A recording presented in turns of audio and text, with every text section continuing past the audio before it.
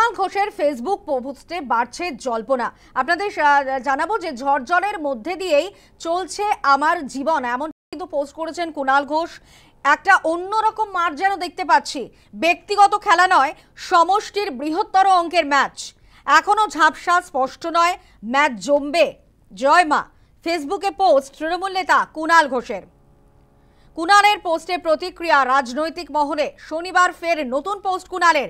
মুখ্যমন্ত্রীকে শুভেচ্ছা জানিয়ে লিখলেন, ঈশান কোণে জমতে থাকা মেঘের টুকরো যেন লড়াইয়ের জেদ বাড়ায়।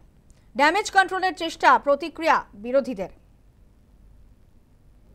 কুণাল ঘোষের ফেসবুক পোস্টে বাড়ছে জল্পনা। ঝড় জলের মধ্যে দিয়ে চলছে আমার জীবন, অন্যরকম মাঠ যেন দেখতে পাচ্ছি।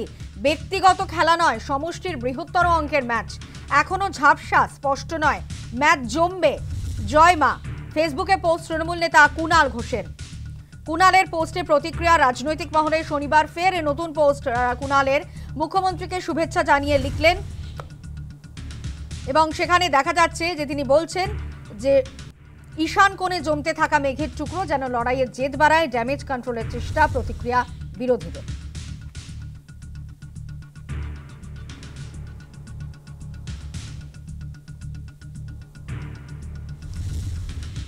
বিজেপি নেতা সজল ঘোষ এ বিষয়ে কি জানাচ্ছেন শোনাবো।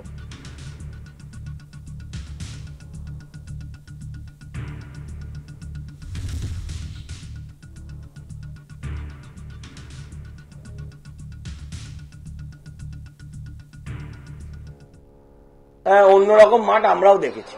কয়েকদিন আগে একটা অন্যরকম মাঠ, যে মাঠে এতদিন শোভন বৈশাখীর খেলা চলছিল, এখন একটা নতুন মাঠ দেখেছি। নতুন মাঠ এলে পরে অনেকে পুরনো খেলা ভুলে যায়। শোভনদা ভুলে গেছে, ও আর ওর ওই সমস্ত বিপ্লব, ওর বিদ্রোহ, ও আবার পরশু দিন ঠিক হয়ে যাবে। আজকে বলে কালকে ফাঁসবো। আর ওনার একটা সুবিধা আছে, ওনার কিছু বাজার করতে হয় না, রান্না করে খেতে হয় না।